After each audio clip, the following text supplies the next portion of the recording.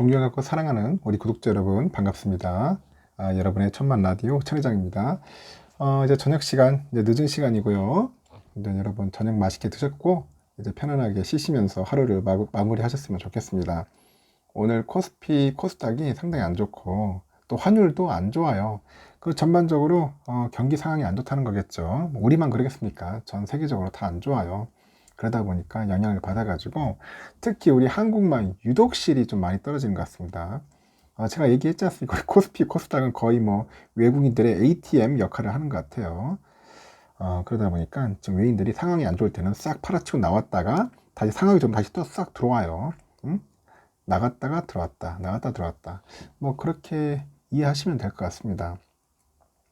지금 이제 뭐 5만 전자, 뭐 4만 전자, 뭐 그런 이야기들이 쏟아져 나오는데, 뭐 4만 전자 갈 수는 있겠지만은 저는 그래요. 4만 전자 때문에 뭐 우리가 두려워하고 겁낼 게 아니라 저는 그게 아쉬운 게 그거야. 지금 충분한 그 화력, 재력, 쩐만 있으면은 더 사고 싶은데 그게 안 되다 보니까 그게 답답하고 조금 짜증이 나는 거예요.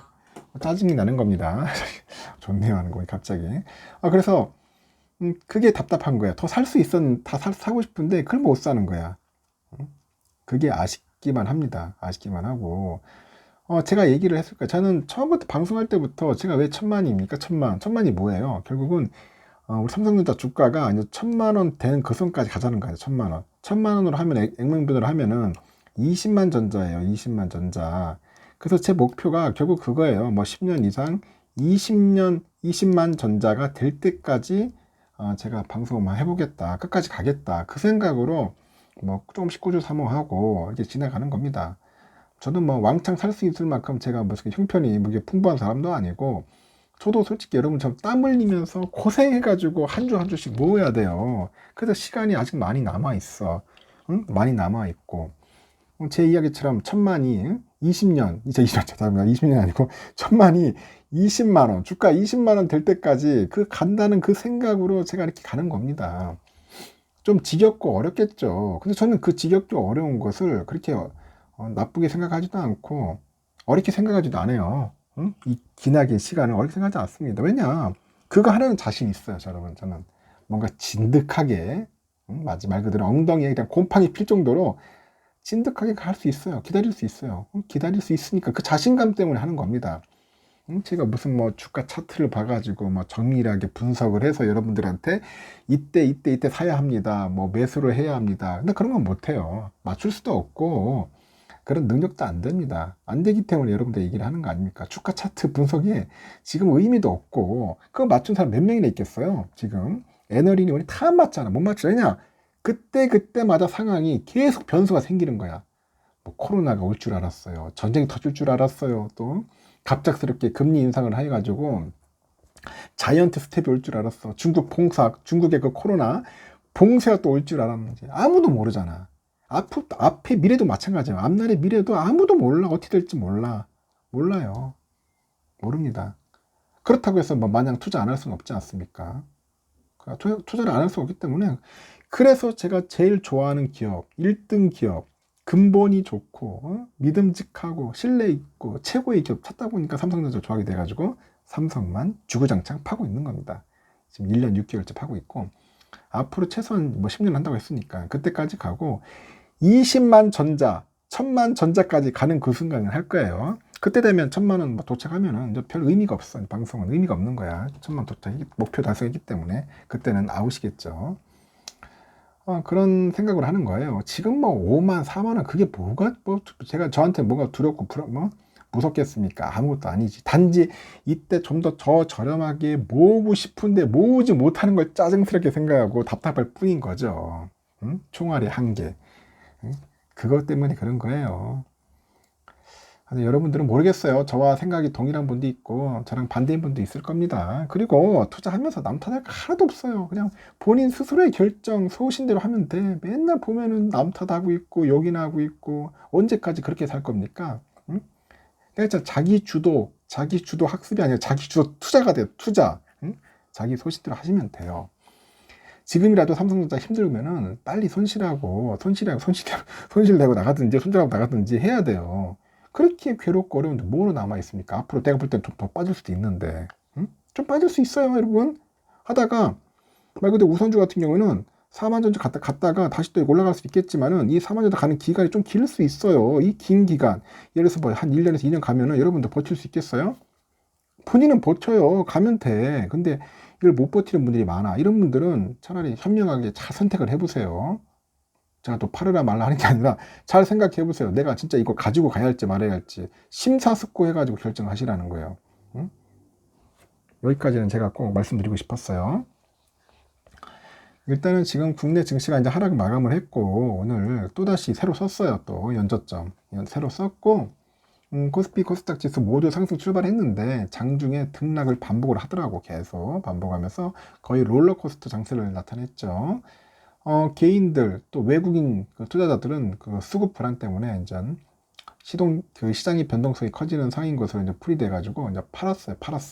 팔고 튀었습니다. 코스피 전날보다 28.49포인트 하락을 해가지고 2314.32에 거래를 마쳤고 코스피는 2351.02에 출발을 합니다. 상승해가지고 오전에는 약간 전반적으로 강세를 이어갔는데 11시쯤인가 오전 이때부터 이게 또 떨어지기 시작하는 거야. 종가 기준 한 코스피 지수가 한 2020년 11월 이후 1년 7개월 만에 가장 낮은 수준을 이제 기록을 합니다. 앞서서 코스피 지수는 전날 2% 넘게 하락을 했는데 20일 이후로 이틀 만에 또 연저점 새로 썼어요.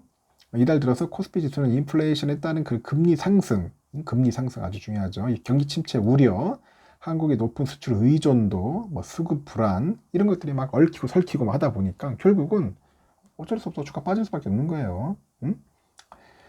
그래서 글로벌 증시 대비 유독실이 코리아만 계속 떨어져. 코리아 거의 셀코리아 된 거죠. 셀코리아.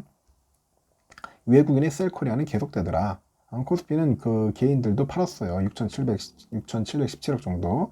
외국인이 2,961억 매도했는데 기관들이 좀 샀어요. 9,264억 정도.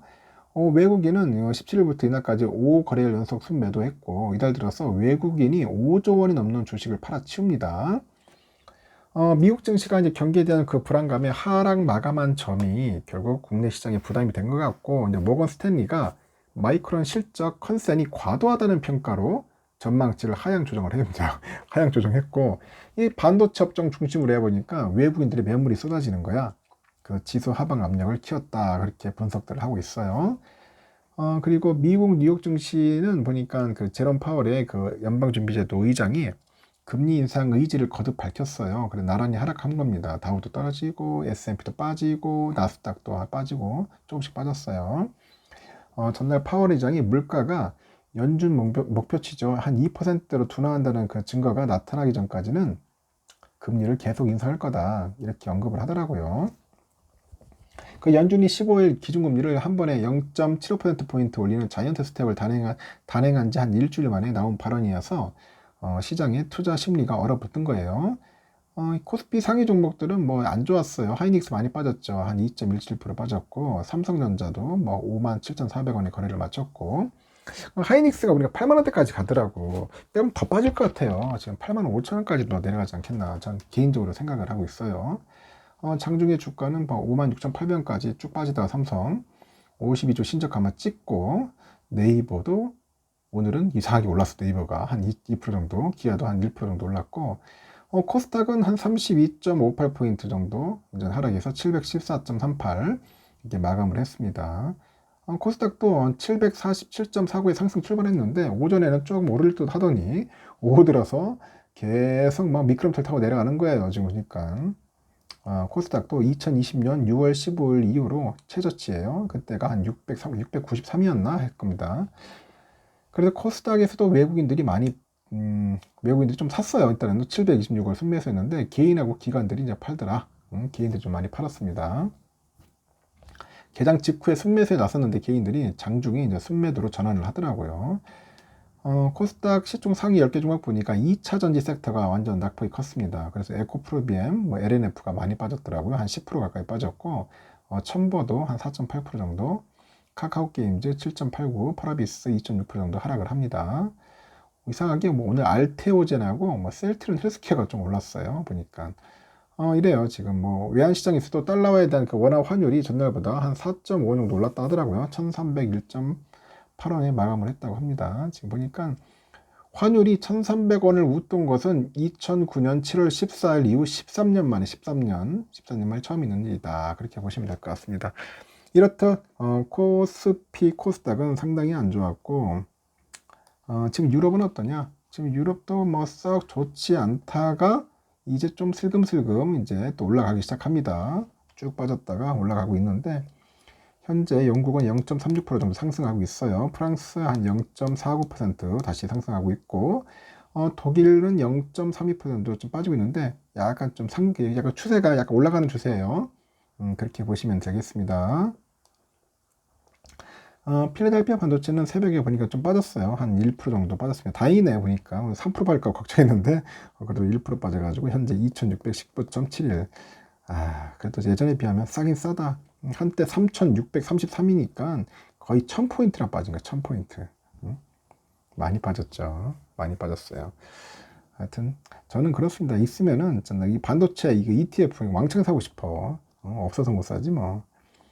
지금 환율은 어떠냐? 1304원. 야, 1.5원 정도가 올랐네요. 지금 보니까 1304원. 아작나죠? 지금 환율 때문에. 달러 1분에는 135.83엔. 작은 게 아니에요. 유가도 106.19달러인데 유가가 좀 빠졌어도 그래도 비싸. 그래도 비싸요. 지금 기름값 때문에 난리야. 지금 사업하시는 분들 지금 다들 눈물을 흘리고 있더라고. 오늘도 가보니까 기름값 때문에 걱정이 지금 태산이다. 일본 엔화 963.04원 아직까지 조금 올라긴 올랐는데 더 빠질 수도 있을 것 같고, 유로화는 1369.72원 좀 빠졌어요. 중국 위안화 194.43원. 요즘 중국도 장난 아니야. 계속 오르고 있네. 위안화가. 휘발유값 2123.61원. 오늘 또 기름 넣다가 오늘 기절하는 줄 알았습니다. 큰일입니다. 기름값 올라가지고 진짜 말 그대로 자동차가 다닐 것 같습니다. 앞으로 국제 금값은 1835.2달러 좀 빠지고 있고, 국내 금값은 76,860원 정도 하고 있네요. 하여튼 환율이 문제다. 이 환율이 내가 볼 때는 1300에서 1150원까지는 고난의 시기가 오지 않겠나, 저는 그렇게 봅니다. 10년물 국채금리 3.1217 아직까지 높아. 그래도 좀 많이 빠진 건 빠졌는데 좀 더 떨어지지 않는데 그렇게 떨어지지는 않을 것 같아요. 계속 3점대에서 돌 것 같고, 지금 선물은 어떠냐? 그나마 다행입니다. 지금 미국 다우는 지금 보니까 0.4% 정도 조금 오르고 있고요. S&P 0.60, 그리고 나스닥은 0.96. 좀 전에 비해서는 좀 빠지는 것 같아요. 약간 밀리는 것 같고, 라셀은 한 0.36 되고 있어요. 그리고 지금 독일은 좀 빠지고 있죠. 0.53% 마이너스인데, 프랑스는 플러스예요. 지금 플러스 0.40, 그리고 영국이 0.12 정도 좀 올라가고 있고, 유로는 0.12, 이탈리아 0.45% 정도 오르고 있습니다. 유럽은 좀 약간 소폭 오르는데 독일만 좀 빠지고 있어요. 미국이 좀 시원하게 올라줘야 하는데 아직까지도 좀 비리비리하고 있습니다. 우리 삼성전자 아침에 좀 오를 듯 했는데 역시나 내가 빠진다고 봤어요. 빠지더라고. 또 쭉 흘러내려가는 거야.